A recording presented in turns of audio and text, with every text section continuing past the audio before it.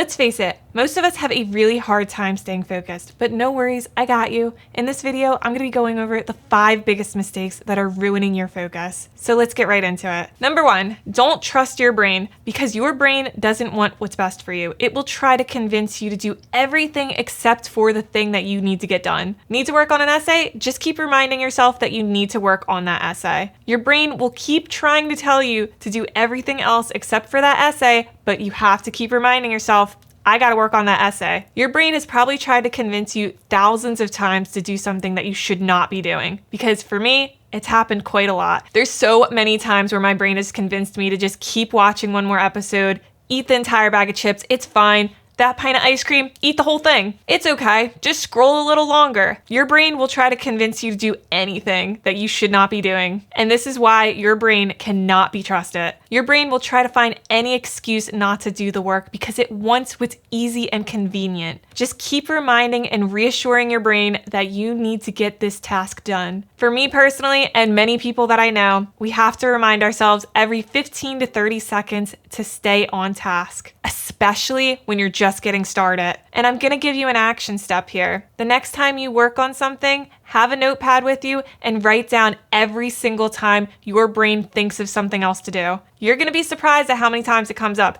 You can even do this right now. Pause this video, get a notepad, or use the notes app on your phone. Write down every single thing that comes to mind. Maybe you wanna open another tab on your computer while you're watching me because you need to look up something. Maybe you wanna check your phone. Maybe you scrolled on your phone already. Maybe you're not even watching this video right now and you're looking at something else and you're listening to me and multitasking. You'll be amazed at how many times your brain tries to distract you. And speaking of phones, that brings me to number 2. Having your phone with you has gotta stop. When you're working on something, it is so distracting. I swear by this. Just don't have your phone with you, because if the phone isn't there, the temptation to touch it and play with it and do whatever you want to do won't even be there. It's out of sight, out of mind. Even if you have the best self-control, which we all think we do because that's our ego. But listen, I promise you, I can assure you, you will still be worried about if it's going off or not. Just have it away from you. Hide it from yourself. Or you could do what I do and get an iPod Touch. This thing works wonders and it has helped me so much. Or you can also use a second phone, which is an old phone that doesn't have any distracting apps on it. Because when you're trying to get work done, that is the most distracting thing that you could possibly have on you. With that second phone or the iPod Touch, whichever you prefer, just make sure that you don't have any distracting apps on it. No games, nothing that is going to take away your focus. You can have apps that are good for productivity. You can have task manager apps. You can use your notes app. You can use Notion. Anything you want like that that's going to help you get the work done and stay focused is what I'm talking about here. I also love having positive affirmations on my iPod Touch, which is really cool. It reminds me of being happy and staying disciplined, and it's scientifically proven that gratitude helps you live a longer, happier, and healthier life. So I highly encourage you to do positive affirmations. The app that I use for my positive affirmations is from this company called Intelligent Change. They also make a lot of cool stuff like the 5-minute journal, which I'm obsessed with and I'll be making a video on soon, so stay tuned for that. But I'm not sponsored or affiliated by them. I just really love the brand and I highly recommend you try them out. And let's keep moving.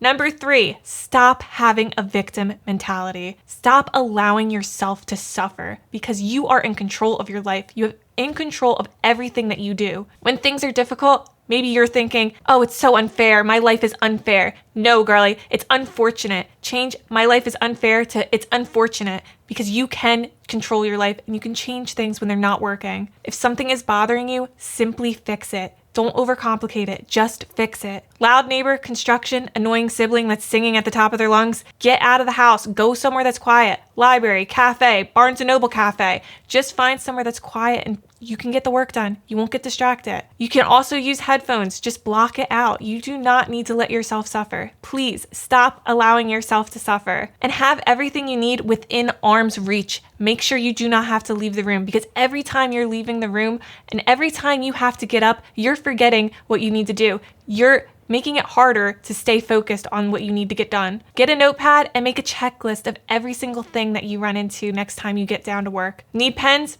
Buy more. Need to throw something away? Get a trash can. Need to get a drink? have a bottle of water with you. Just make the good things easy and the bad things difficult, because life doesn't need to be difficult. It's hard enough. Make it easier on yourself. The things that you have control over, do something about it. Just always use your brain to be creative. Make things easier for you. Find ways for it to be easier, because our brains are meant to be creative. They're not meant to be remembering things. They're meant to be problem solving things. Anytime that something comes up and you need to remember it, like that doctor's appointment, dentist appointment, hair salon, those things are not supposed to be in your head. They're supposed to be in a calendar or on a piece of paper or somewhere that you don't need to remember. And that brings me to number 4. You're probably overwhelming yourself with too much on your plate. You are spreading yourself thin, and it's gotta stop. Most people, they just want to do everything, and that is not the way you're supposed to be living your life. Because realistically, you can only make progress on a few things at a time. Figure out what is most important. This is called essentialism.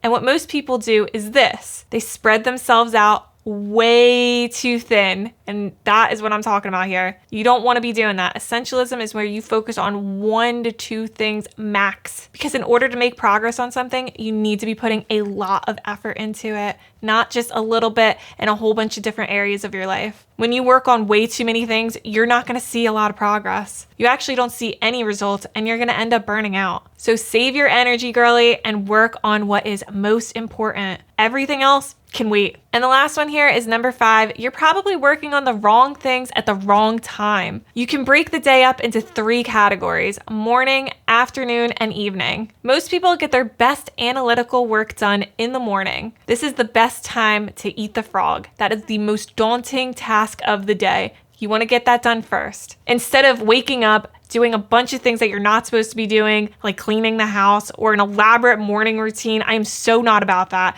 Just get the work done that you want to get done. That eat the frog task should be the first thing that you get done. It's that thing that you want to push off until later. But that's the thing. If you keep pushing it off till later, you're just going to keep saying, oh, someday, one day. Nope, you're going to do that tomorrow morning.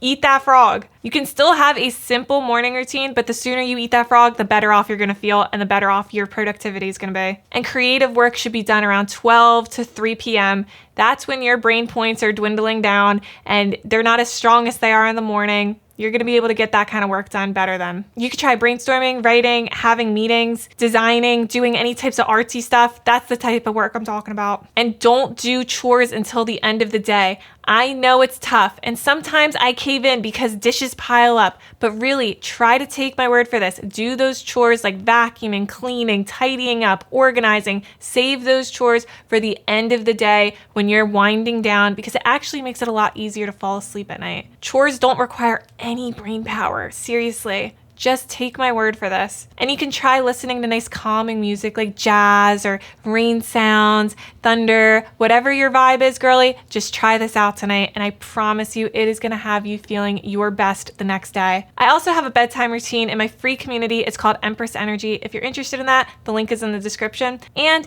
if you want to figure out how to double down on your focus, check that video out right here. And I'll see you next time. Bye for now.